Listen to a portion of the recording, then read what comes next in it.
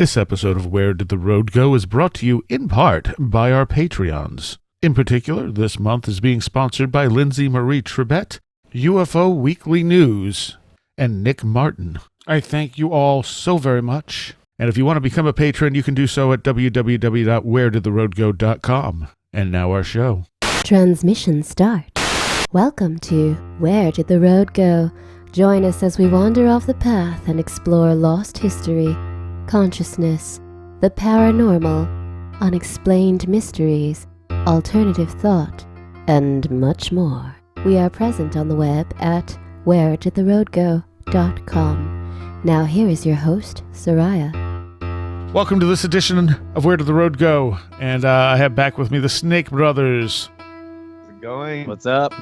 And we're going to do the third part of this kind of dissecting Missing 411. And I think we should probably get most of the stuff we want to talk into this one. I'm sure we'll do another one down the road. But for now, we'll call this the third and final part for the moment. All right. I'm As sure, long as we know where the road goes, we might do one down the road. we've gotten such great comments and stuff from people, too, that, you know, it's hard to go through everything. And I'm sure the second part hasn't actually been put up yet. So I'm sure when that goes up and when this goes up, we're going to have a lot of comments to address and talk about, too. Yeah, and we definitely need to have one where we get Josh on to talk about the fairy part. And, I would like to get one on with Josh and Tim Renner. I was hoping Tim could join us tonight, but he's busy working on his stuff because he also has like the hide behind in the folklore and stuff he's looked at, which is very similar. And just the legends and folklore about, you know, being the first or last in line disappearing. Right. Yes. So, you know what is weird, though, and it's a very small minority of people that seem to think that only David Paulides is allowed to talk about this stuff. Yeah, that is strange. And it's I've never seen it in anything else. You know, like you don't talk about you know, like Roswell and have someone be like, you're not allowed to talk about Roswell without so and so there. You know, right? That is so. I do. On one hand, I do agree that David is the one that brought this.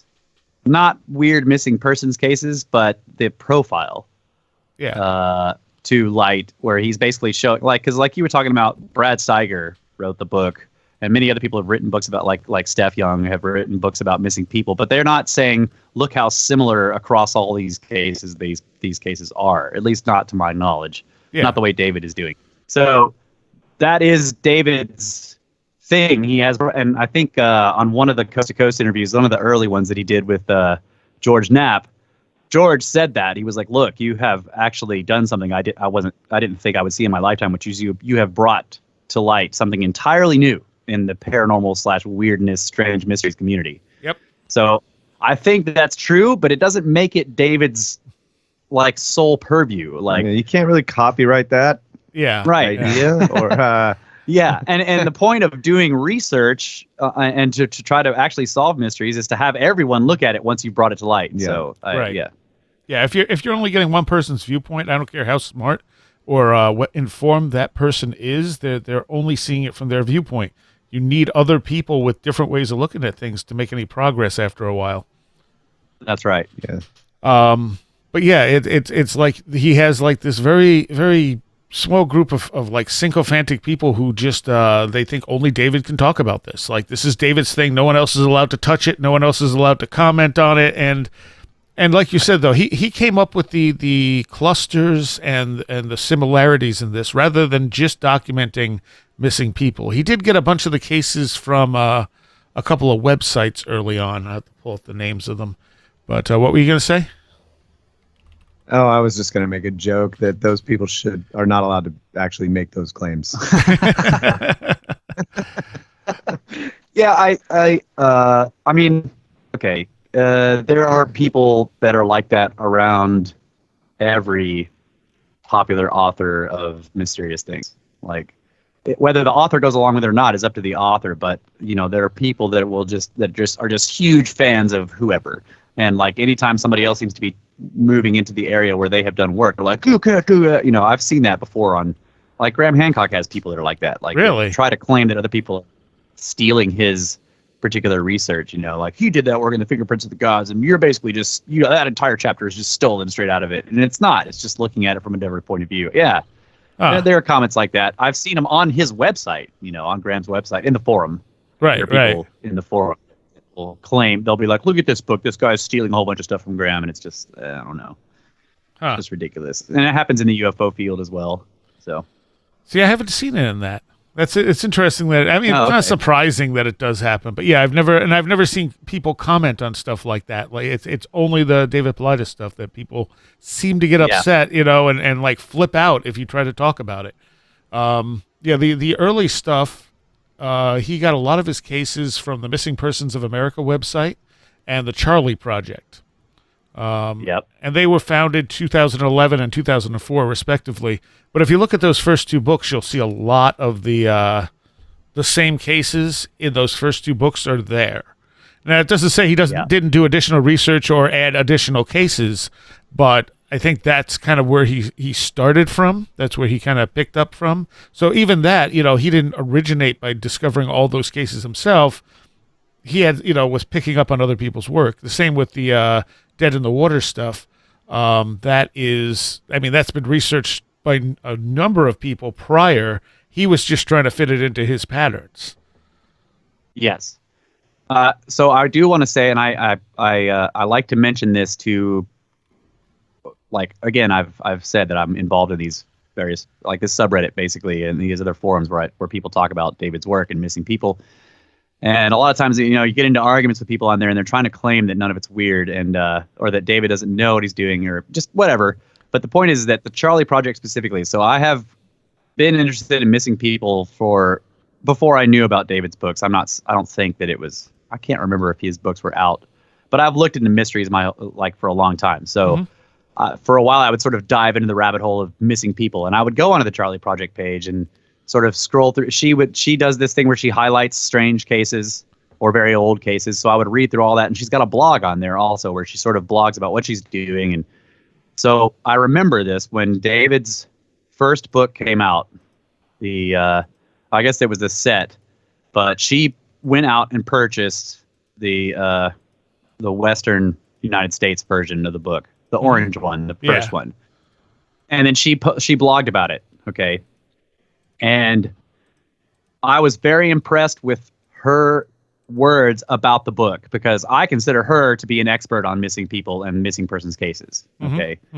So she talked about how, like, a lot of the cases she's got on her site. Right. And she had never noticed the correlations that David was putting in. Like, look at all these weird points like boulder fields and so on and so forth. Right. And she was like, that was amazing. Then she also said that the most disturbing part of the book for her was children's bodies being found in places they couldn't have gotten to. And then the other thing she said was that there were multiple cases in that book that she did not have on her site and had never heard of. Right. And that really impressed her as well. So I usually would refer people to that, because I'm like, look, no one's going to argue that this person who runs the Charlie Project is not an expert in missing persons cases, and she was impressed by the work. Okay. So I just want to, just basically say, like, yes, like she pointed out, like, look, he's done his research. A lot of these cases are in my database, but a lot of them aren't. Which made her go and do a bunch of research and find those cases and start adding them to her site. So I thought that was very interesting. Yeah, and that's how it should be. I mean, this is, with any of this stuff, you got to work with other people. Yes. Yeah. You're going to get a lot further that way. I guess what I'm saying is it was reciprocal. In other words, like, maybe a bunch of David's information came initially from the Charlie Project, but he also had a whole bunch of information that she put on her site. Oh, yeah. Because she didn't have it. So, yeah. And again, that's how it should work. Right. Is there like a sort of a credit war going on out there where people are like, give me credit for what I've done? Is that that's what it sounds like. I mean, no, and I think it's more just what we were saying. Like, people are like, only David can talk about this, but David isn't even like the originator of where this stuff came from. Right. Well, it's one thing if you're gonna write about it or talk about it, to cite the people's work that you're talking about, and then there shouldn't be any problem. Exactly. Right. But I mean, I can understand that if someone wrote a bunch of blogs or wrote a book about all of this stuff using someone else's work without ever citing them, that would be, it's like, come on, cite the people's work that you're using. I don't think David ever cites the Charlie Project or the other one. No. Yeah, so I don't know what's up with that. But Right. obviously, He it didn't bother her. I mean, the idea Yeah. is to get the information out there. So, Right.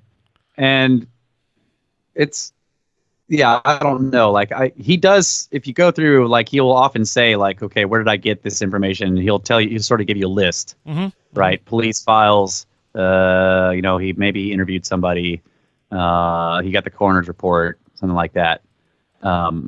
But there's not a lot of citing in the book of where the information came from. But I don't know, like unless you're copying somebody's work verbatim, then you need to make that a quote. And he does that sometimes. He makes quotes in there. Oh, totally. But yeah, I don't think he's like giving references for where all the various information came from in each individual case. So Yeah.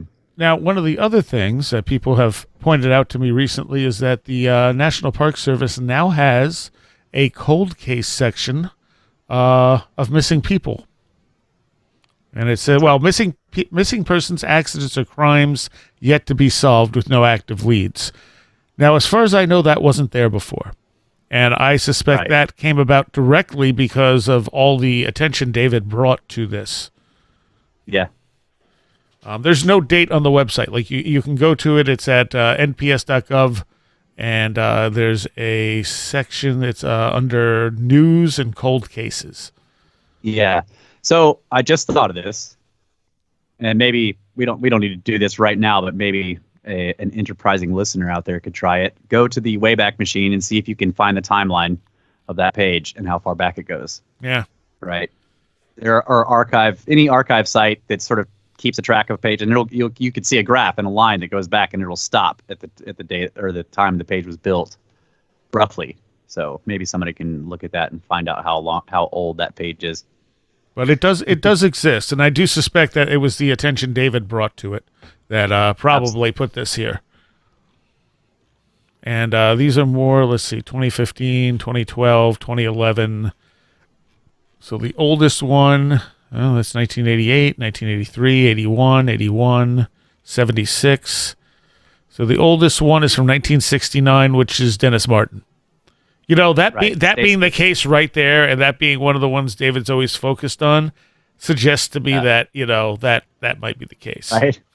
So you think they're actually putting all the cold cases up there? No, but at least they're putting some. Stacey Ross isn't up there, and I noticed that. And that's the one where David tells the story very explicitly of how they actually called him up and said, "You're never getting this case file, ever." Stacey Ross, because they have Stacey Ann Aras from the Yosemite National Park. Isn't that her? Maybe it is. I thought she was from the 50s. Oh, that's Maybe 81. she was later. Okay. All right. So I was wrong on that. Stacey Arras, is it ARR? ARRAS. Yeah, that's it. Began a 1.5 mile hike. There last time I looked. Began a 1.5 mile hike along the trail to Sunrise Lake. She intended to hike with a 77-year-old man who was part of the group that rode to the sunrise that day. Before getting far along the trail, the man became tired and sat down to rest. The guide who led the ride to sunrise was working at the corral and noticed Aris standing on a rock about 50 yards south of the trail. The guide was reportedly the last person to see Aris. Yeah. All they found was her lens cap. Yeah. So there's not a ton of information. I mean, that's it. That's the case info. Oh, wow. But at least there's something. There's pictures. There's, it's a step in the right direction. Is that a picture of her up there? Yeah. Is that the picture of her on the horse? No. No, it's a close-up of her face with the braces. So, I mean, I suspect this is their way of acknowledging and kind of like caving in a little bit and putting this stuff up there. Right. That's interesting. So that's cool that's there. So if nothing else, David has seemed to have achieved that. Right. I have a couple of. What's also interesting is if you make a comparison to that NPS website of cold cases, and then go look at a jurisdiction, just a sheriff's office or any municipality website of their missing persons cases and see what the differences are. Yeah, that's an interesting idea. It seemed to me like when I looked at it, and this, okay, I have to admit, I haven't looked at it in a couple of years, but when I went to look at it before, it seemed to me like it was sort of lacking in detail, like you just said. Yeah. Like you go to a police place and where they have it, and they've actually got it. Like they've got every available information that they can find to put up there, and it's not just a brief synopsis. More like the Charlie Project than anything else. So. Yeah. And they won't. I also heard that they won't coordinate with the other various databases. That's also strange. Like a lot of things that David will talk about how some of these cases just aren't in any database. Like the Stacey Arras case is not found in the missing children's database. Yeah. The federal one or whatever. So, I wonder if that's changed. I wonder if she's in there now. That would be interesting too. It would. So there's a disappearance here. This is from May 26th of this year, 2019. Dartmouth. Troubling factors contributed to students' disappearance on hike. And there's a couple of really interesting things in here. They admitted there was a troubling factors surrounding a school hike during which a student was lost in the snow for 2 nights before he was found injured and shoeless following a massive search. Diana Lawrence, Associate Vice President of Communications, said the way the school trip to Mount Musalaki, I think, was planned and carried out were contributing factors to student Arun Anand's disappearance. We are concerned by what we have learned thus far and are committed to improving policies and practices to ensure Dartmouth's outdoor programs remain the best in class, Lawrence said. Anand, 21, of Pennsylvania, went missing on May 11th, prompting a New Hampshire Fish and Game search.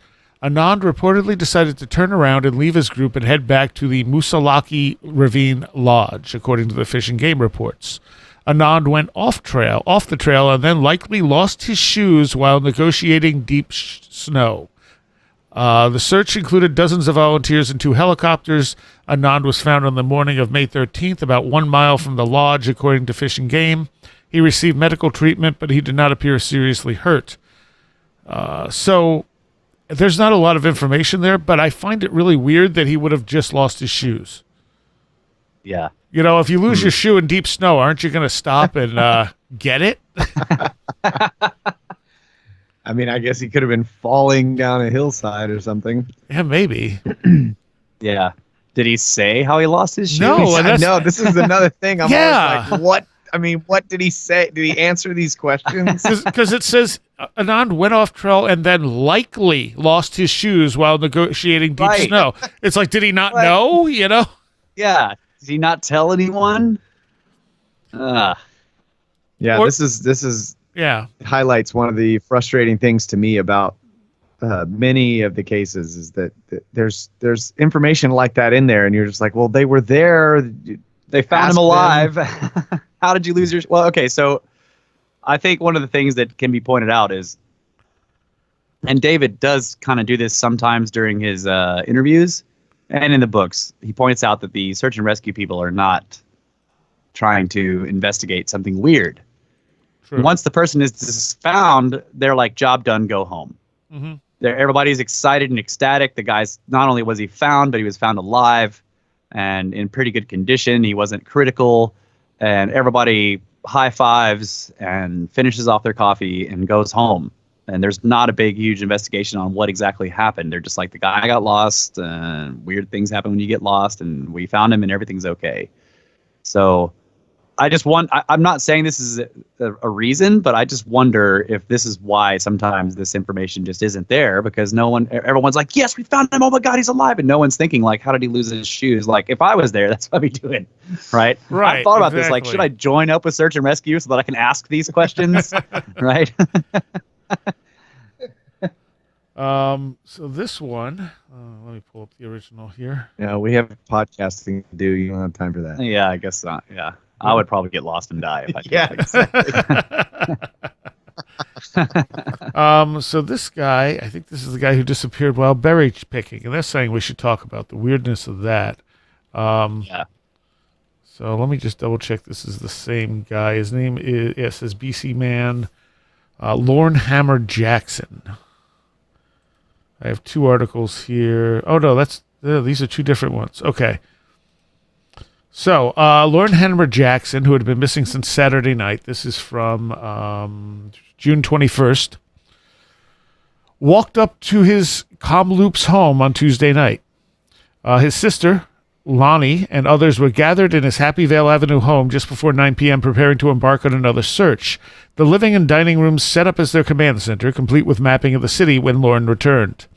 We looked out the window, and all of a sudden he was walking into the yard. The family had been searching for 3 days and were growing concerned as Lorne had no wallet, cell phone, ID, or money and less than half a tank of gas in his car. Disoriented and dehydrated, Lorne was met with tearful hugs from relieved family members and friends. We ran out, obviously. We tackled them, etc. Lorne appeared confused and not sure why everyone was there, she said. He was so disoriented, he doesn't know why he left. He doesn't know where he actually went. He doesn't remember leaving his vehicle. It's still a mystery. Lorne, a Kamloops resident for 40 years, has mental health issues for which he takes medication, Lonnie said, noting that he has been struggling with depression and anxiety for a few years. Lorne was last seen on Saturday night and reported missing on Sunday morning when he and his wife's black Chevrolet Cobalt were nowhere to be found. His wife noted he wasn't making sense when she called to check on him the night before and asked family members to visit him. When he went missing, the family organized a massive search, scouring city streets and areas of the backcountry Lorne was known to frequent. But he ended up being picked up by a Good Samaritan who was driving along West Side Road near the McClure Ferry. Lonnie said Lorne emerged from a ditch and waved the car down. Lorne climbed into the passenger seat, and it was apparent to the driver he was confused and tired. Lonnie said, noting Lorne knew where he lived. Not knowing he was the subject of a missing persons report, the driver dropped Lorne at his house and left. He later contacted the family upon seeing a news report regarding Lorne's return. The family is still trying to find the black Chevy Cobalt Lorne was believed to have been driving when he disappeared. Whoa. He is undergoing tests to determine why he became disoriented and wandered off. The doctor overseeing Lorne at the hospital told her it's unusual for a man his age to have been disoriented for that length of time, adding that the medication he takes probably won't have been responsible. So that's... this is a... Yeah, sorry, go ahead. No, go. Okay. So this is... I see this a lot in cases where you can tell that there are like what I think of as jump points, right? So when you're reading through that case, you get to the part where they're talking about how he has mental issues and he's taking medication. I'm like, that's a jump point. Like, in other words, people who are going to try to explain this away are going to jump on that. Mm-hmm. And even if the doctor at the end is like, look, that doesn't seem to be the case, and it's really strange for him to have been disoriented, they're going to be like, look, he was mental and he had depression and he just, but I agree that that's a strange. And okay, so not finding a car is really strange. Right.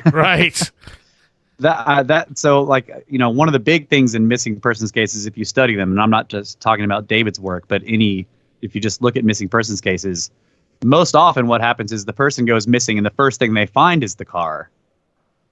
Whether they find the person or not, but they find the vehicle. Like, you'll see that, his vehicle is found parked at trailhead, whatever, or it was parked on the side of the road in this remote area. So for somebody to go missing with their vehicle and then for them to show back up and for the vehicle to not show back up, that is weird and sounds like somebody stole the car. Yeah, maybe. Yeah, I mean, if he was in an altered state and he just got out of the left and running and walked off, somewhere in the city. Yeah. But why was he in an altered state? Car gone. Yeah. That's it. So the other thing I think of is I'm jumping on the jump point. I mean, I'm extremely skeptical about the idea that these like medications that they prescribe for people with anxiety or depression cannot cause altered states, because I mean, well, I'm not going to tell stories about my people that I know, but it does happen. Yeah. And then these doctors have no idea what these drugs that they're prescribing can actually do to people. Sure. Yeah. I agree with that. They're reading a, some information that says, oh, this will handle this and that. And it's like, oh yeah, I've given it to 100 people and there hadn't been any problems. Well, you give it to that 101st person and bam. Yeah. They do completely crazy things. So, I mean, I'm not saying that explains the case, but it's still, well, if we were going to be scientific about it, let's give the guy some more of it, some more of those drugs and see what happens. So the other thing that you have to look at is like, how long has he been on the drugs? Has this ever happened before? If this is an isolated incident and he's never sort of gone off like this before, did something change in his drug regime? Exactly. That's a good. Yeah, all those questions have to be asked. And of course, the doctor is not going to want to claim, well, yeah, maybe this drug I prescribed him caused all that stuff, because then he can get sued. True. I mean, that's a great so point. Of course, the statement from the doctor is going to be like, "This is." Unless that's a different doctor, then maybe that guy didn't. Just it could be, but information like, oh well, he's been on this medication for years and haven't without incident would be great, helpful implement. Yep. But see, he jumped on the jump point. That's what I'm saying. Yeah, I can spot him. Yeah. Okay, so but I've learned. I'm not trying to say that that's the cause. I'm just pointing out that we need more data. Yeah. So this one's even more intriguing. This is from southeastern Manitoba, July 26th, 2019. The headline is, "As if she disappeared into thin air, search continues for woman 84 who went missing picking berries." So the daughter of an 84-year-old woman who disappeared while picking berries on Wednesday says she's worried, and searchers say they're baffled by the lack of any sign of the senior. The search continues Friday for Mary Byman, 84, who was last seen on Wednesday afternoon while picking berries with another woman in southeastern Manitoba. I'm worried about exposure. I'm worried about her passing away in the wilderness, not finding her. No matter what, we hope to find her. Gertz said her mother disappeared from a spot in the woods she had been to dozens of times before. It's not far from her home in Mendocino, about 125 kilometers southeast of Winnipeg. This is really bizarre because her partner had a whistle and she blew it when it was time to come out of the bush, and she swears she heard my mother blow the whistle. The woman waited about 15 minutes for Byman, but she didn't appear. Around 100 volunteers, many of them trained in search and rescue, descended on Spur Woods area, south of Provincial Road 201, and between the communities of Mendocino and Piney on Thursday.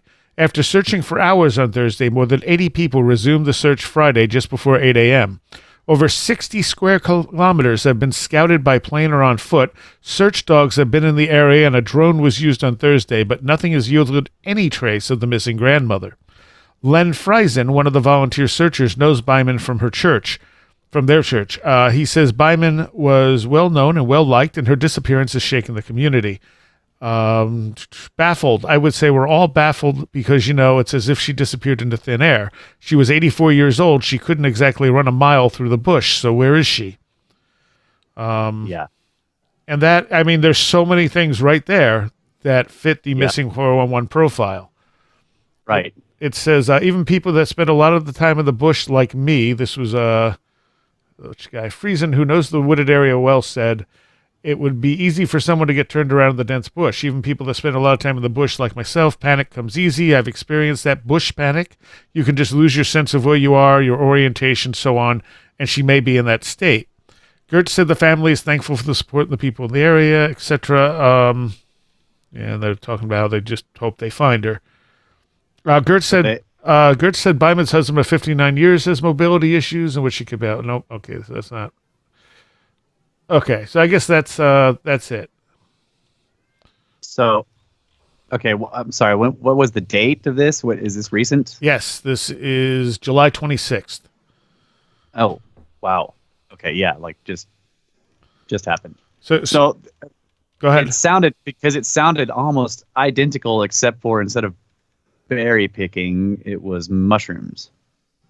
It's almost identical to a story just like that. It was an old woman.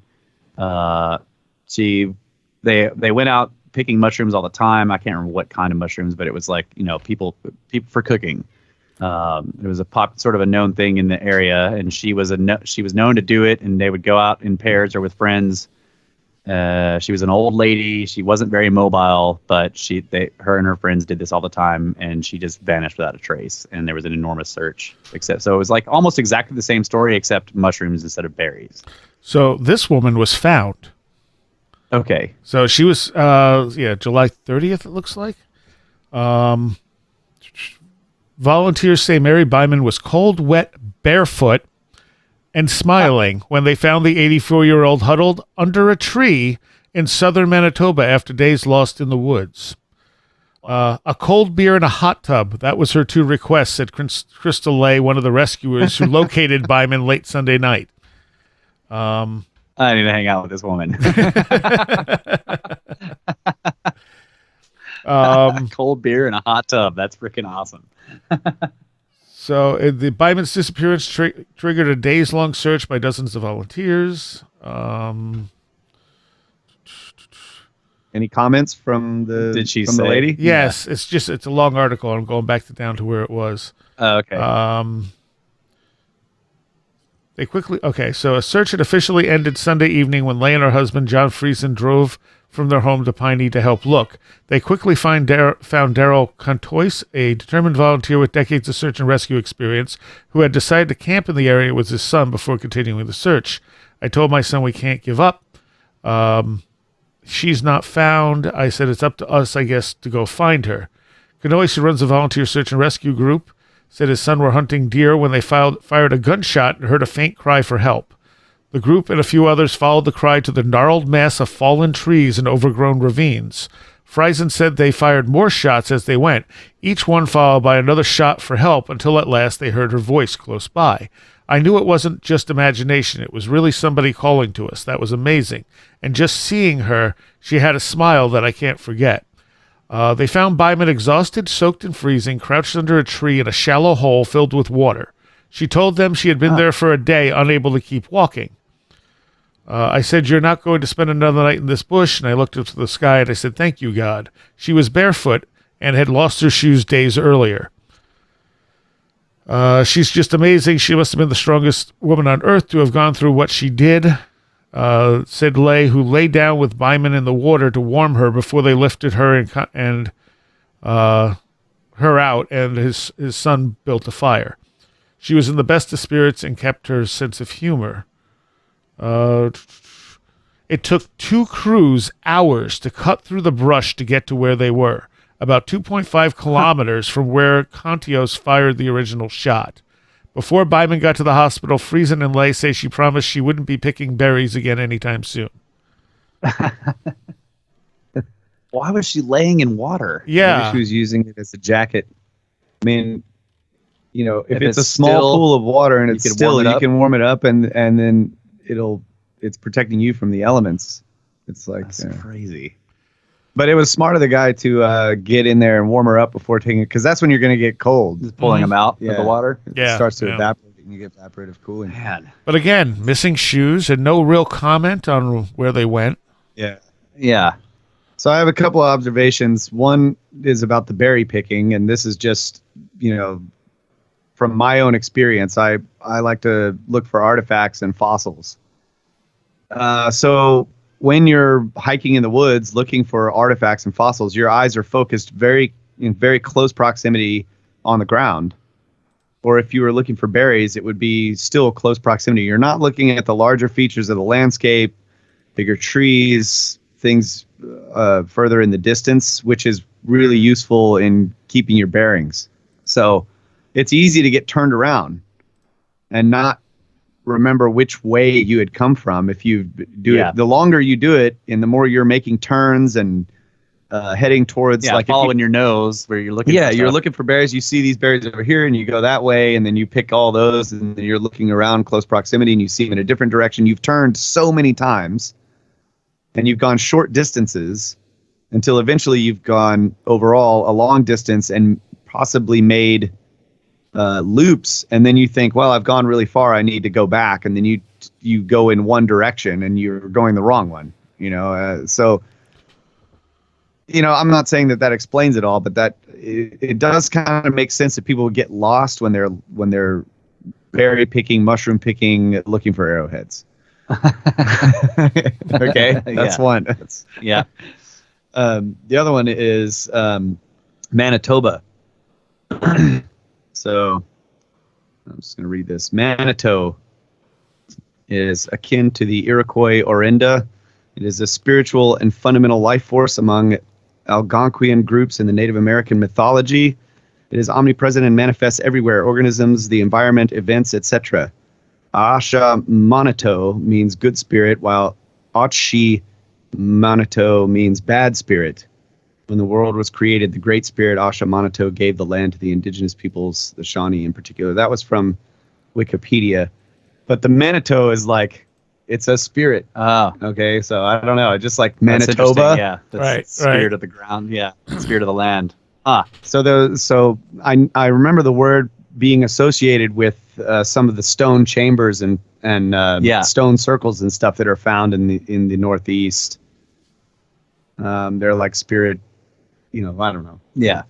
Just interesting. That is correlation. interesting.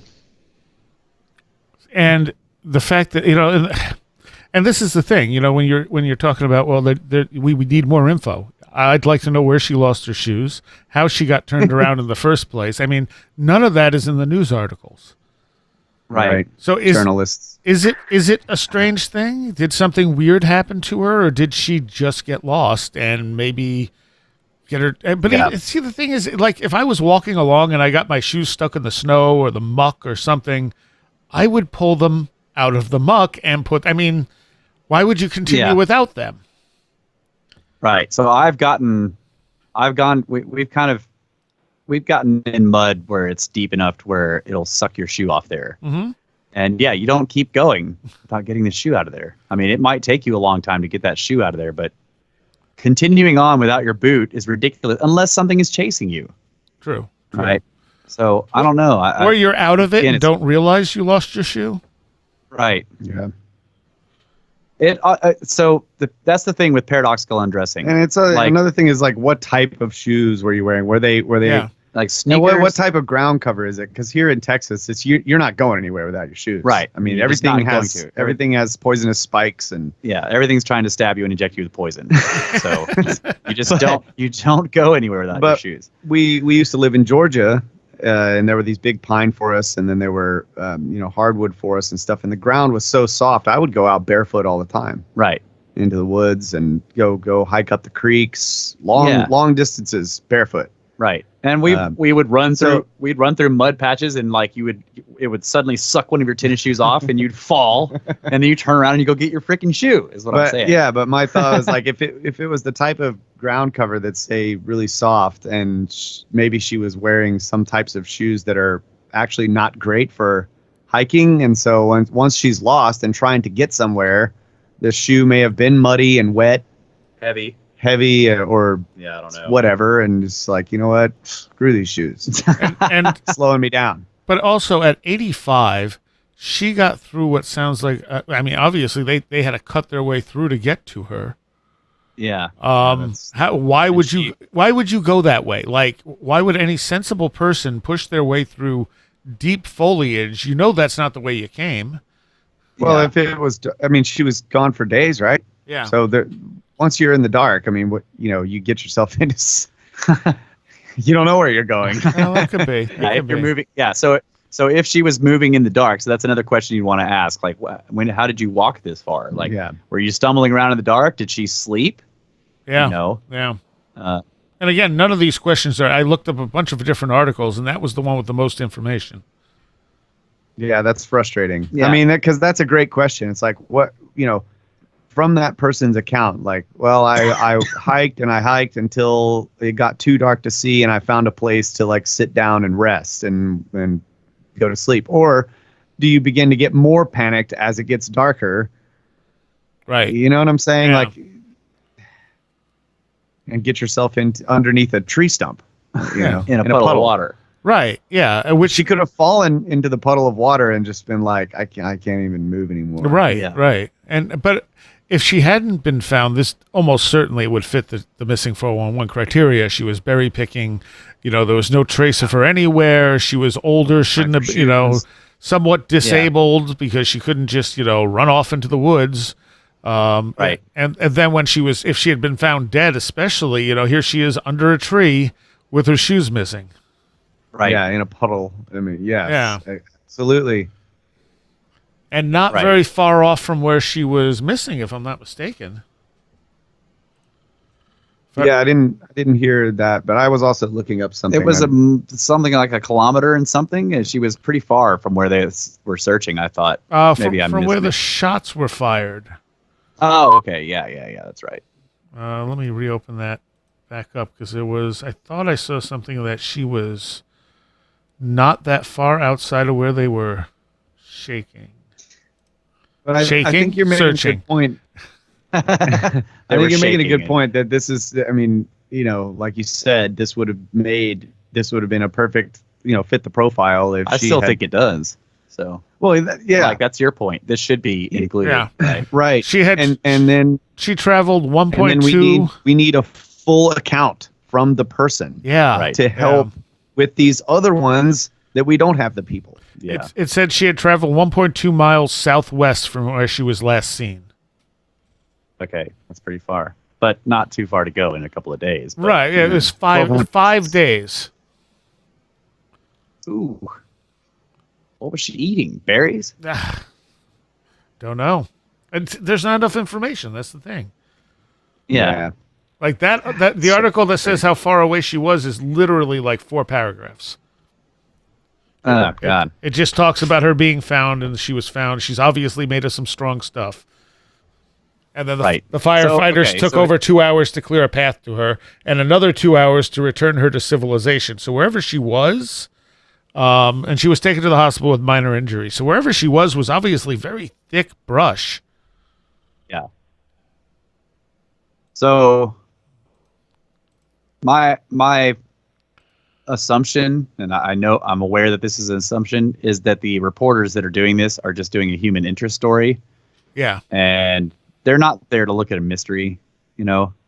They're there to look at a human interest story. They're going down there and be like, okay, so she went missing. What did you guys do? And then and then you found her, and what was that? They're not interested in at least the journalists don't seem to be curious at all, right? There's no, I mean, if I was the journalist, I'd be like, wait a minute, can I talk to her? Like, what? How did you? What do you mean you found her in a puddle? Who does that? Who sleeps in a puddle of water? So the journalists don't seem to be curious, or maybe they're doing it remotely. They didn't even go down there. It was a melted igloo. Yeah. She's smart. Yeah, that's it. She knows what she's doing. And in this case, you're not worried about hypothermia either. Obviously, she's berry picking, so but it's July in the north, so even in Manitoba and stuff, it's not cold. But at night, it gets down to like what? Yeah, maybe depending on the day. Okay, yeah, that's pretty cold. So Not cold enough for hypothermia, but it would be cold enough to make you miserable if you were laying in a puddle of water. yes, it would. Those are a few interesting cases where you see some of these elements come into play, and we don't. It still doesn't help us put any more answers on the table because with that one, how did she get lost? Why did she lose her shoes? No one's asking these questions. With the other guy, same thing. Why did he get disoriented? Why did he disappear? What happened at that time? Yeah. And of course, the college kid again. How did he lose his shoes? Yeah. They're making a guess that he must have lost it in high snow, but they're not saying he said that. They're just like, that must have been what happened. So in this case, they're also, I just realized, they didn't say anything about the weather, so it could have been raining. Like it could have rained the night before and made a puddle where she was. I mean, yeah. so, who knows? Yeah, still seems weird. If she was calling out to the guy for a long time while he was pulling his gun. Like that's when you get out of the puddle. When you wake up and you're like, I heard a gunshot. Come help me. Why am I laying in a puddle of water? Not enough data. But the other thing and David does point this out in his book sometimes, is he'll say, like, he gets to the end of the case and he'll say, there is no information about this and this and this and this. He'll say, like, what was the condition of the feet? Because the person lost their shoes and then they went for miles and miles and miles. But in this case, I'm wondering about the guy who lost his shoes in the freaking snow. Did he not have frostbite on his toes? Right, Like, exactly. Can you continue to plow through ice cold snow in your bare feet and not get frostbitten if you're out there for a couple of days? I just don't understand. Yeah. And why aren't these very obvious questions addressed? It's just put out there matter-of-factly, oh, he lost his shoes, but he's fine. Yeah. Oh, okay. Right. What were the condition of the feet? Is what I'm saying. Got a bad right? case of Blackfoot. So, would you guys like Timothy Renner to join us for the rest of this Yes. show? All right. That would be great. Let's bring Tim Also, I in. heard your cat. Your cat was joining us. The cat was at the door. Okay. Trying to join. Yeah, trying to join us. I locked the cat out because the cat, likes to join a little too much. All right, so now we're joined by Mr. Timothy Renner as well. Hi, Tim. Hello.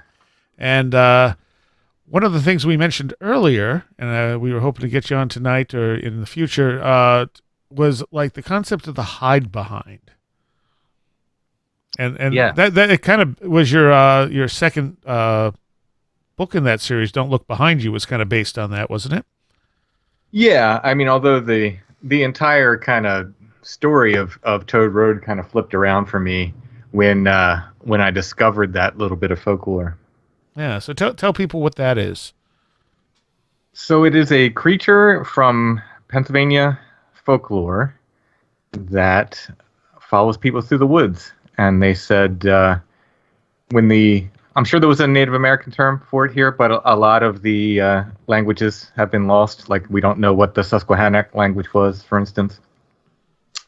But I guess the anglicized name for it is the hide behind. And they told the Europeans when they got here that they should be careful when traveling through the forest because of this thing called the hide behind. And it would hide behind the trees and peek out. But they said a very interesting detail in regards to the missing 411 stuff. They said that only the bravest should be the last person in line because only the bravest could be relied on to never look behind them. And the idea was if you looked behind and you saw whatever this was, you would get so afraid that it would, grab you and then you're a meal or you're disappeared or whatever the hide behind did with people. Man, I used to be one of those brave people, and I don't think I am anymore now. I'm going to be looking behind me in the woods. When my daughter used to hike with me, and now she hates hiking, so those times are long gone. But when she used to hike with me, she would always insist on being the last in line because of that. And She knew she wouldn't look behind, and she was afraid that you would. or did she want to be taken? I don't, I met your what's daughter. the She might want to be taken. What was the reason for that? She says simply it was because she was slow and didn't like hiking. But Fair enough. Mystery solved. See, if you ask the right questions, you find out. But there was a time whenever I'd go out for a hike, she'd say, "Bye, Dad. Don't get missing 411." Yeah. Well, you did get turned around. Tell these guys about the time you got turned around. Oh yeah, that was fun. I was pixie led. So we have an area that we call Site 7. That's we give it a code name. There are not 6 other sites. There's just a silly reason that it was codenamed Site 7. But and we were hiking through there one day, and everything went fine. It's actually on the top of what would look like a large hill to anyone who lives around real mountains, but it's considered a mountain. And we hiked up to the top of the mountain and hiked around, and we did see something coming out, but to this day I can't tell if it was a person or something else. If it was a person, they were wearing a gray sweatsuit on a light gray, heather gray, whitish light gray sweatsuit on a very hot day, with a hood on it. But like I said, I can't say what it was, but that was weird enough, and just caught a glimpse of that for a second. And then we're coming back down the mountain, and we have to cut through about an acre of woods to get to the proper marked trail that gets us out of there. And in that acre of woods, 2 guys that are pretty well experienced hikers got lost for an hour, and we were it was bewildering. And I said I was glad James, the guy that was with me, I was glad he was with me because we were kind of doing this macho thing where we weren't saying hey, we're lost. We weren't complaining. we just kind of kept powering on. We did give each other some strange looks here and there. And, there was like, where is that trail? It should be here. It should be here. But if he wasn't there, I might have sat down because I was just so bewildered and upset and just confused as to why I couldn't find the trail. I could hear there's a road nearby. I could hear cars going by. Oh, man. I could literally hear cars in the direction I thought they should be coming from, but I just couldn't make the trail. Wow. 1 acre? Yeah, that's... Yeah, it's nothing. It's nothing. And we should have been through it in about 10, 15 minutes, maybe, That's crazy. Wow. Yeah, pixie lead. I know what you're talking about there. Yeah. I didn't even know. I didn't even realize that was kind of a thing. I just mentioned it kind of offhandedly, and Josh was on, and he said, "Wait, Tim. That's really important detail. You were pixie led. That's a thing." And then that became a very sort of the most interesting part of the day, really. That is interesting. There were no lights or anything. You didn't see any lights. No lights. No. Once we passed that, whatever we saw, and again, it may have been a person, but I don't know why they wouldn't have just said hello or hey or what are you guys doing here or anything. Wearing a sweatsuit in the heat. Yeah, exactly. But after we passed that person, nothing particularly, odd happened. There were no sounds. There were no, so it just seemed like we were having trouble getting to the trail. Right. So that reminds me of Celtic stories of the Guardian.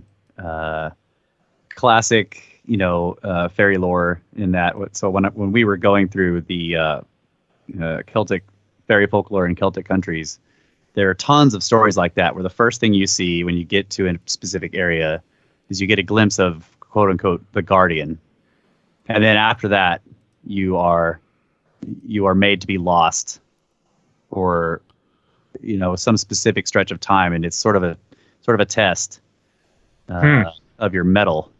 And can you just keep going, and will you like despair, whatever? But I can't, obviously, like you said, I can't say that this is what happened to you, but it sounds like those kind of stories where first there's the Guardian sighting, and then you get lost inexplicably in an area that is small and you should be able to find your way out of, and you just can't.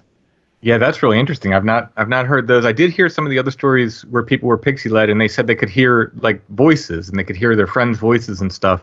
And it made me think, well, like we could hear those cars driving by. We could hear them clear as day. They sounded like they were right there. It was really bizarre. It was really, really bizarre. Yeah. Some of the Fey folklore that and these are much older stories. So you'll hear, like, you'll be reading it, and the person will say that. And it's always second, third hand. They're telling you, because it's like the guy who was doing the research. We would go find the oldest person in the village, and then they would tell him stories that they knew about. So they would be saying, so my father or my mother's sister or friend or whatever got lost, and she could hear the cows in the field that she knew was nearby, but she was lost out there for 2 days or something like that in this tiny area. Right. After seeing the Guardian of the area. So very interesting stuff there. And some of these, people that went missing, some of them were found, very close to trails. That's right. Yeah. That's right.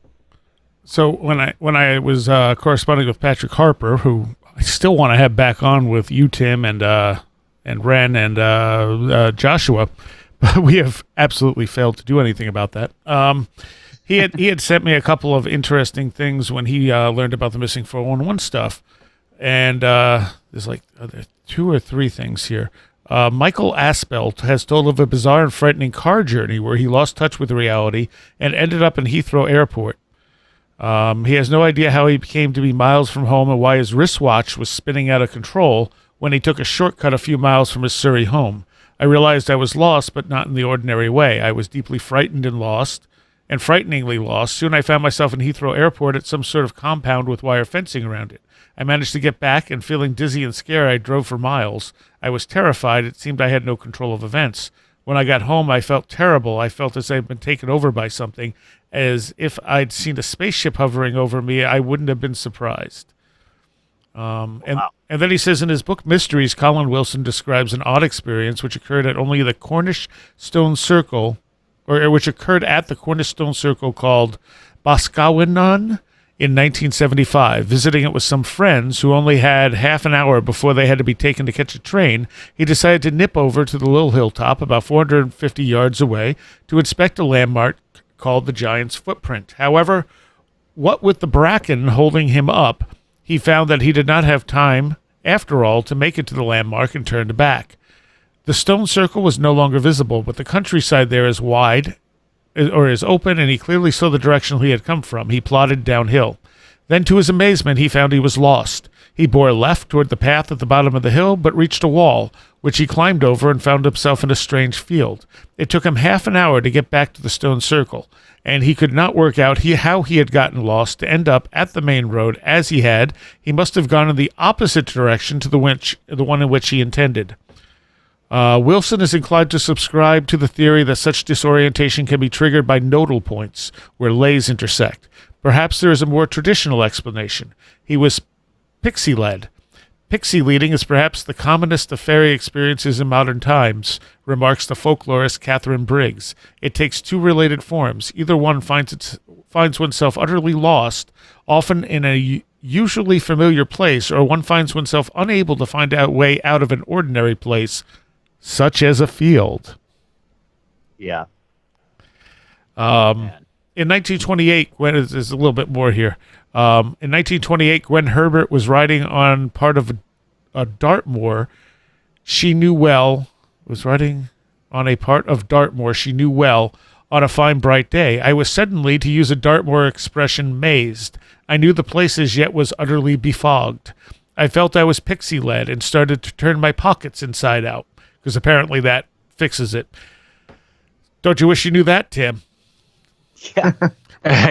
Yeah. Well, if I would have put it together at the time, I know enough about folklore where I might have tried it, honestly.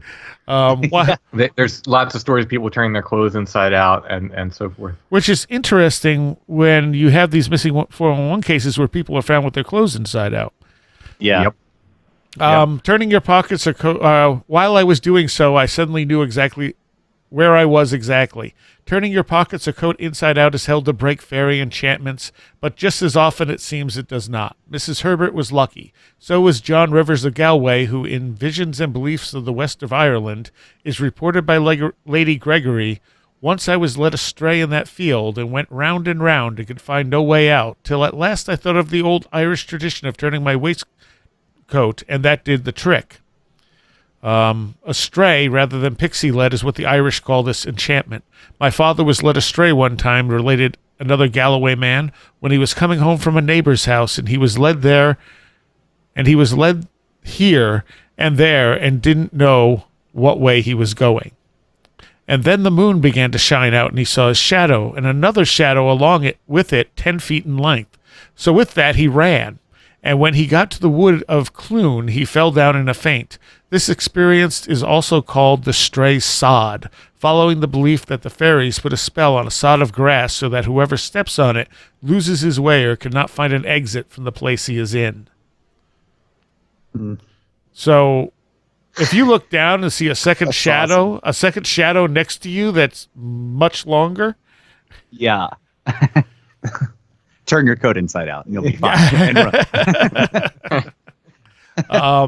And then, so yeah, go ahead. Have you noticed? I'm sorry, but have you noticed how many of those stories seem to be like the passing down of the folklore seem to be a way of carrying down these strange rules that you have to use during the encounters that are non-intuitive.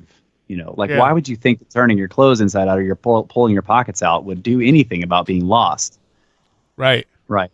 So it's a very strange thing to me, and the pockets thing has got to be for leprechauns because they're looking for gold or whatever. Turn your pockets inside out. They're like, I ain't got anything. Basically, let him go. Paranormal mugging is what that is. I kind of turn your coat inside out, then they're like, oh, he doesn't even have any pockets. I kind of see it in the same vein as the silly things you do to befuddle fairies. Like you were supposed to brew beer in an eggshell. Yeah. Or make boards. It's like these odd things you do that kind of befuddle them, and will reveal a changeling, for instance. There's a lot of that in Josh's book, but I kind of see it along those lines, maybe, where you're just doing something that's so abnormal that it kind of shocks things back to normality in a weird way. Right, exactly. So what I'm saying is like it's almost like these stories are a way of transferring that information down, like telling people here's how you get out of these situations, right? So this happened to this person, and because like no one would think of boiling beer, making beer in an eggshell or boiling an eggshell to reveal a change. I think that's so number one, I wonder who figured that out. Yeah. First of all, and number two, I think the stories are meant to transfer this information. Like, here's that you throw that dagger of iron over your right shoulder, right? Or all these strange things you have to do to like get out of these situations. Oh yeah, yeah. I mean, folklore it's absolutely transmitting information. As someone who studied traditional folk songs, we had a saying in that world that a bad song doesn't get to become traditional. And I think it applies to folklore as well, in that there's a reason why these things survived. Right. And they're transmitting information of some sort. A lot of times it's very practical information. A lot of times it's, hey, that plant is poisonous, or that plant can help you if you have a fever. But there's also this other stuff that survived. And there's probably a reason why, Right. That's kind of what I meant. Like, so on our podcast, we study a lot of the ancient myths and ancient texts, and there's all this esoteric information that's hidden in them. And sometimes it's mathematical, sometimes it's astronomical, and obviously there's probably a lot more in there that we are unable to figure out. But the reason those things are passed down is because they're carrying information that is important to be carried down. So when I come across these Fey folklore stories, I'm like, they're doing the same thing, but the information is so weird. Mm-hmm. Well, yeah, and yet it must have had a practical use, or else it wouldn't have survived so long, just like you said. So what if, however, people would get lost, and then I mean, some of these missing 411 cases where they have their clothes removed or inside out or whatever, that's how they're found. And somewhere along the line, they were like, well, that must be why they were found, because their clothes was inside out,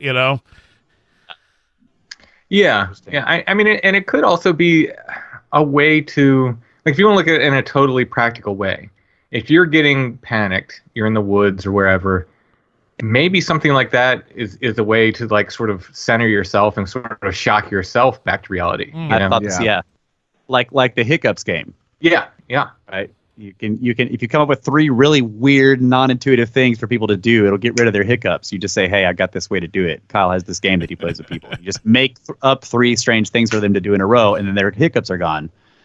Maybe the same thing, like, so you get astray, you get befuddled or whatever, and then if you just stop and you do something really strange, like turn all your clothes inside out, and then after that you're like, "Oh, I know where I am. What was going on there?" So there's a couple more from one person here. This is all in the article that Harper sent me. It says, in the Middle Kingdom, Dermot McManus tells us how the Reverend Harris, a rector of a parish in Leitrim Roscommon border, set off on a midsummer's day 1916 to visit a sick parishioner who lived about 7 miles away by road, but only about 3 by the footpath over the hills. He knew the path well, and although it was 10 p.m., it was still light. Entering a field via a 5-barred gate, he followed the path on the stile to the other side, but when he got there was no stile. Thinking he must have wandered off the path, he followed the hedge around, but still no stile. He retraced his steps, as he thought, to the gate, but that too had disappeared, along with the path that led to it. He walked the whole perimeter of the hedge, scrutinizing it for any opening, until he arrived back at the place he had started from. There was no way out. He searched for another 2 hours, until suddenly the spell was lifted, and he easily found the gate and stile where they should have been all along. An even stranger tale of McManus's concerns a 19-year-old girl, companion to his aunt, who went on her day off to visit a neighbor. When she had not returned for supper at 7 p.m., search parties were dispatched.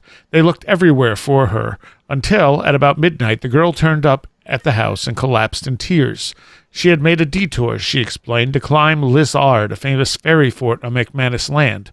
She had climbed the slope of the hill around which the bank of the ditch of the fort ran, and walked through the beech wood at the top. However, when she tried to leave, walking towards a gap in the bank, she felt a queer kind of jerk, a muscular jerk inside of her rather than from the outside, and before she realized what had happened, she found herself walking quickly in the opposite direction. When she turned and headed once again for the gap, the same thing happened. Whatever way she tried to get out, she felt as there was an invisible barrier preventing her. As darkness fell, she became increasingly desperate, afraid to stop following the encircling barrier around the hill. She even saw a search party and could hear them calling out for her, but they neither saw her nor heard her cries. At last, all of a sudden, the barrier seemed to lift, and a terrified and exhausted girl made her way home. Yeah, I remember that story. I think that one is in. No, I think I read that on one of the Missing 411 things. Oh, One of okay. the interviews I did with him. Oh, okay. It seemed like I remember it, so maybe that's where I remember it from. I was thinking it might have been the folklore and Celtic countries, but maybe not. Oh, it may. Well, I don't know, because it was 1916. When was that published? Wasn't that 1800s? Yeah, maybe you're right. Probably where I heard it. Oh, there was one more thing here. It says, "Where are the stray sods of today? I'd like to know. Perhaps we encounter them more often than we know, but overlook them, preferring to believe we have misread a map." A Nick Hunt of Brighton wrote into the mag UFO Reality in September 1996 to say that he and two friends had seen a long tubular UFO on the way back from a UFO conference in Wales. Having spent the night in Avebury, they left for home at noon. After being on the road for nearly an hour, we pulled over to get our bearings, and there was a sign that read something like ACE 3630 miles. We were unaware of going around in circles, but after a further 3 hours, we found ourselves back in exactly the same position. No extra fuel was consumed during the 3 hours we were driving. And of course, a lot of people would attribute that to, well, the UFO must have done it, but the similarity between that and the ferry stuff and the missing 411 stuff, there's so many commonalities there. Yeah. Yes. And I'm never going to admit to being lost again. I'm just going to say I've been pixie led. So when Gwendolyn and I went to the graveyard in Ithaca last week, I've been there hundreds and hundreds and hundreds of times, probably at this point, over the last 30 years. And it's one of my favorite places to go. Somehow I got completely turned around going in. Now, it was dark, but I know this place really, really well. And at some point I turned around and I could not. The whole time we were there, I just felt like my bearings were completely off. Even once I knew where I was, the whole place just felt off. And when we left, after a few minutes, I'm going, something's not right. And then we came to a completely different path than the one we should have come to, leaving the way we did. And I was just kind of like, I don't know, the whole night's weird. We'll just leave it at that, Going back to the idea of the hide behind, and the idea that in a lot of these missing 411 cases, it looks like a person was kind of walking through the woods, and then suddenly they began to act as though they were being pursued by something. Right? They leave the trail, they're running, they get lost, they're whether they're found or not, whatever. That's very similar to that idea that it's like it fits this concept that if you're walking through the woods and you're kind of hiking and then you think you hear something behind you and you start looking, and then that's when the thing comes to attack you and you start running through the woods. It just, I don't know, that makes sense to me. I do think that the Native American folklore that connects to a lot of this stuff is very interesting. So, oh yeah. If you want to try a neat walking meditation one time, try to go for a hike through the woods and not look behind yourself the entire time. It's a very, very interesting experience. Really? Never would have even thought about it. Yeah, I've done it multiple times. It's very you have to force yourself not to look often. It's very interesting. Yeah, I can, especially when you're thinking, don't look behind yourself. Yeah. Right. Yeah, and that may play into it as well. Does it unnerve you? I mean, it depends where I am and what I hear behind me. I've done it several times, but most of the time it's fine. Most of the time you just keep going, and oh, that was a stick or a squirrel, no problem. But once or twice it's been like, oh, I really want to look. I don't know what that was, but I'm just gonna keep powering through here. Yeah. Yeah. And so now that I'm thinking about it, if you're not the last person in line, then the stuff you're hearing behind you, you're just like, that's that guy that's following me, and it's not a big deal. It's my friend back there. Yeah. Yeah. So anything you hear behind yourself, you're like, well, that's either him or it's something behind him, and he can look at it. And it's not a problem. And Right. So if you're the last guy in line and you're hearing stuff behind you, you're like, what was that? Yeah, that would be strange. So to kind of throw some of these theories around, I don't think a flesh and blood Bigfoot really matches too many of these cases. I mean, there's one or two like the Casey Hathaway disappearance where he said, "Oh, a bear took care of me." Where you can say, "All right, well, I mean, maybe that could describe a Bigfoot to a kid, who doesn't have a better definition, but it's obviously not proof." So I mean, that could be there in some cases. I don't see a lot of UFO type activity with this stuff, but we know anomalous lights connect to a lot of this stuff. I mean, and Tim, you've asked people who have had Bigfoot encounters if they've seen lights, and it's almost always a yes, right?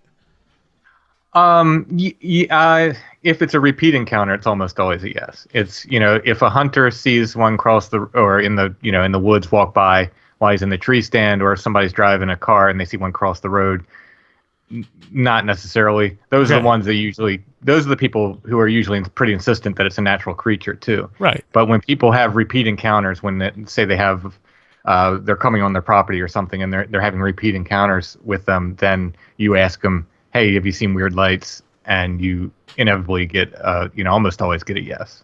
And those people also tend to be less likely to say that it's a natural creature. Is that what you're saying? Those people will wrestle with it because of all the other weird stuff that will start happening.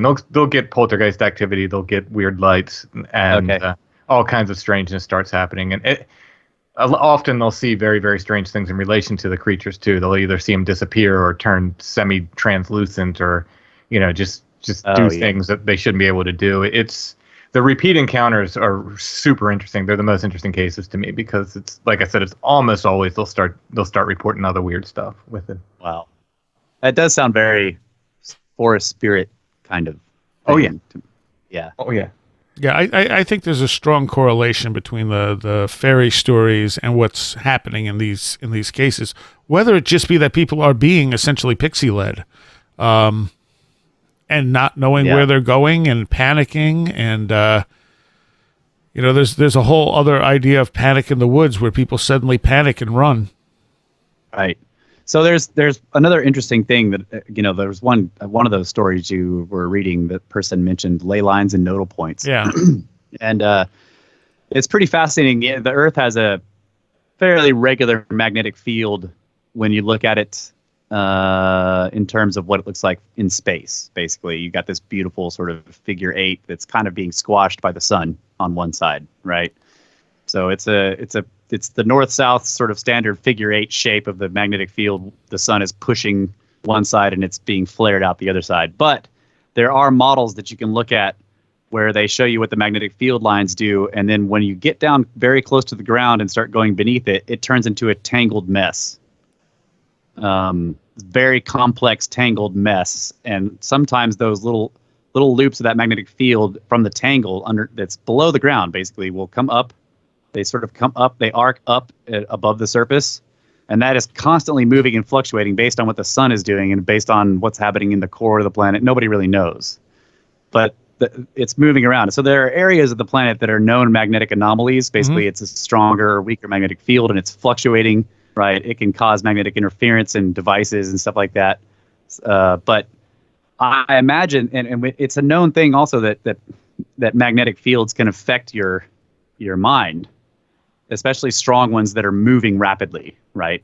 So a very rapidly vibrating or fluctuating magnetic field can definitely have like neurological effects on people. So I wonder if there's something, just to take it all the way down to science and say, like, let's just look at it from this point of view. Like, it's possible that tangled mess of magnetic field that's below the surface can poke up above it in certain areas sometimes and just wobble, and then all of a sudden you have no idea where you are.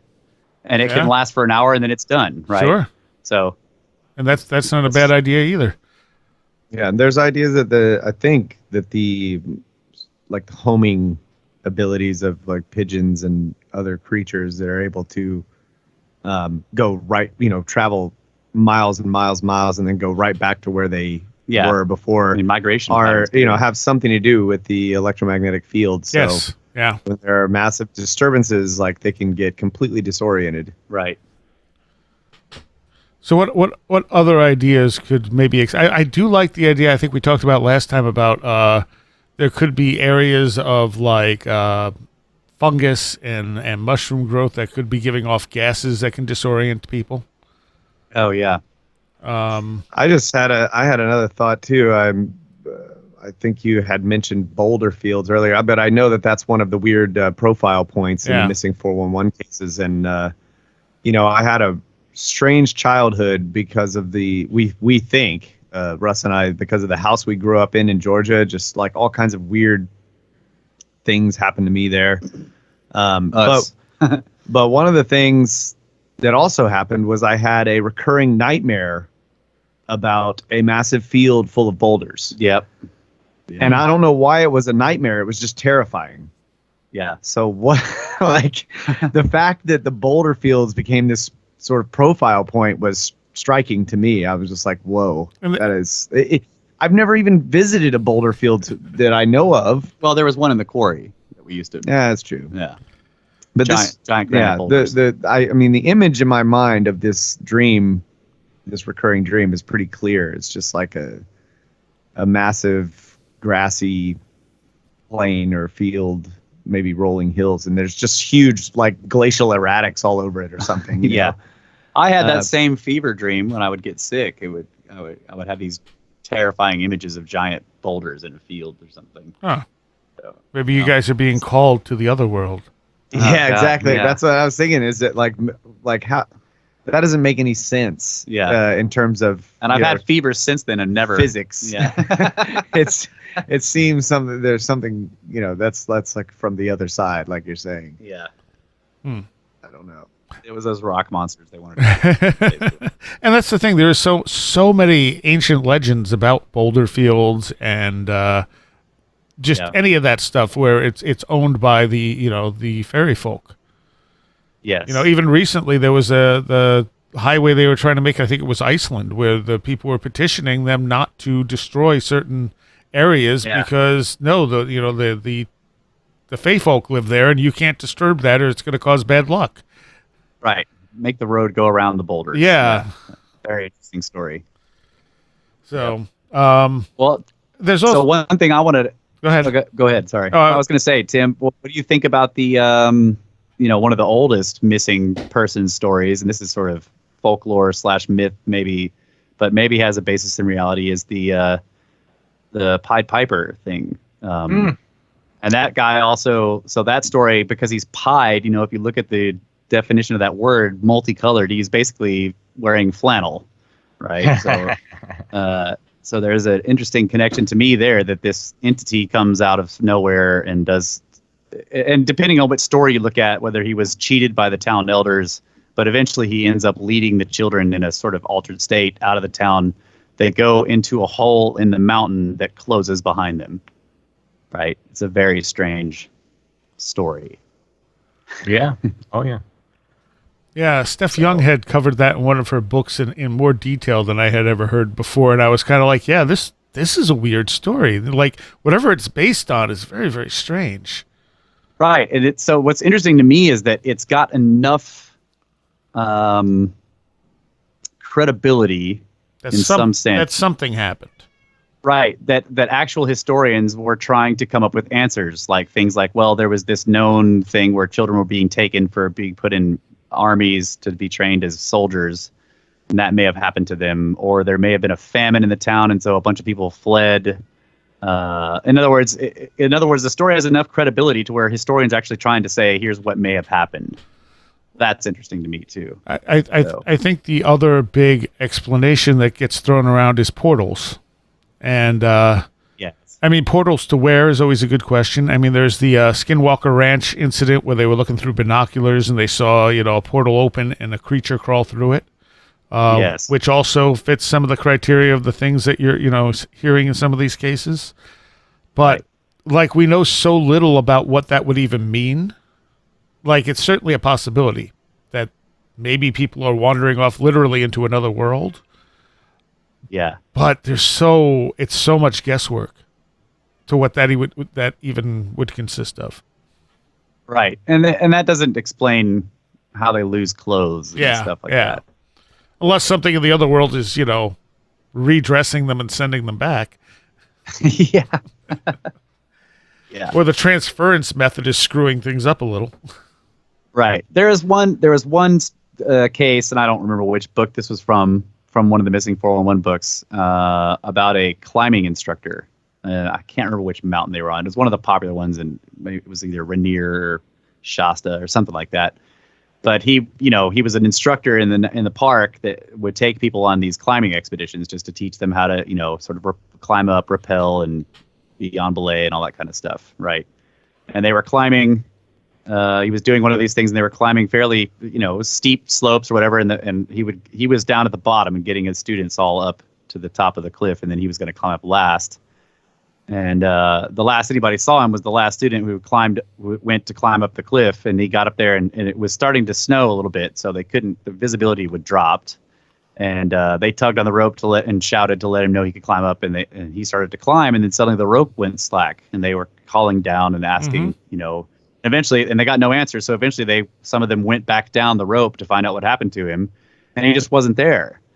And so a big search started, and they found a trail of his gear just going off into the wilderness, starting from the bottom of the rope, and then he was never found. Yeah. Right? Yeah. Like he just started walking. He stopped climbing and just started shedding gear and went off into the woods and was never recovered. Yeah.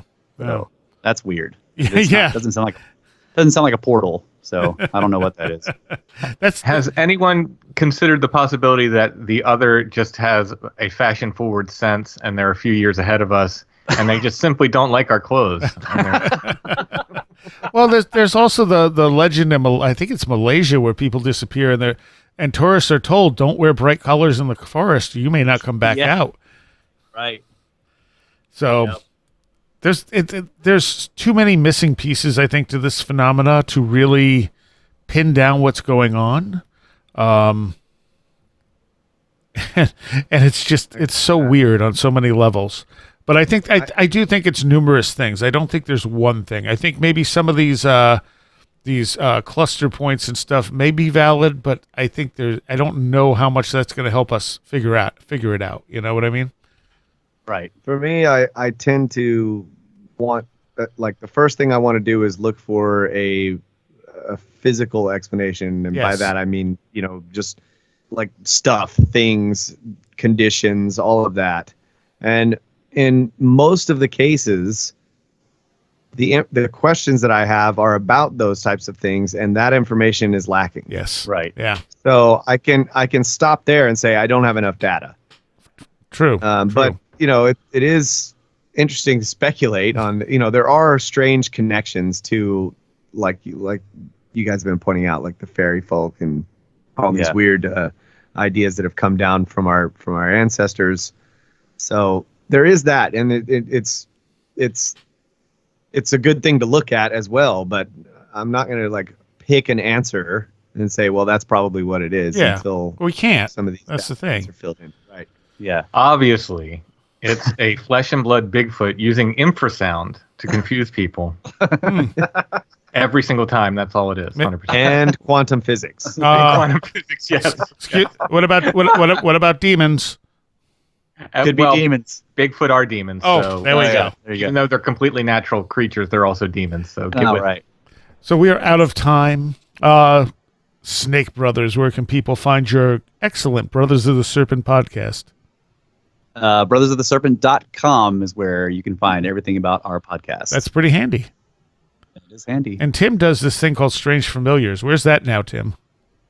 Oh my goodness. I just moved hosts. It'll be back at strangefamiliars.com real soon. Okay. Things are going to be wonky for a while. It's on your favorite podcatcher. We're everywhere. All right. And the new host is hosting services getting me on even more podcatchers. So we're going to be available everywhere. We're on YouTube. Just type in Strange Familiars, iTunes, Stitcher, Spotify. We're everywhere. And we'll have strangefamiliars.com up and running again real soon. It is running. It's just not updated right now. But we'll have it updated and running and a new site real soon. Excellent. Thank you all. Thank you. Great. And once again, I want to thank all of our patrons, but particularly those At the $10 or more level, Allison Cook, Lindsay Marie Trebet, Nick Martin, UFO Weekly News, Super Inframan, Tim, Edu Camahort, Janet Bunderson, 36 Dingo, Maria, Nate Seriah, Jennifer Campbell, Mike McGuire, Paul Buscini, Kevin, John Rutledge Foster, Eric Citron, Andy McNamara, Sasha Lorg, Matthias Sunby, Christopher Vaughn, Riker and Stark, Sean Cosgrove, Jose A., Roger Gonzalez, Craig Cicernos, Lindsey Jackson K., Alfred Tuttle, Kevin Schreck, Patricia Giaquinta, William Lovelace, Mark Brady, Chris is a hot dog and sandwich, John Eddy, and Carla Mahoney. Thank you all so very much. You help make this show possible. All right, there'll be a Patreon extra segment as well with the Snake Brothers and Tim. So if you're not a patron, go become one at wheredidtheroadgo.com. It's only $3 a month. So you get a number of extra bits every month, plus other things here and there. We'll see you next time. You have been listening to Where Did the Road Go? This show is made possible in part from our Patreons, and we thank you and everyone listening for helping us continue this exploration of the strange. You can always find everything Where Did the Road Go related at www.wheredidtheroadgo.com. And thank you so much for your support.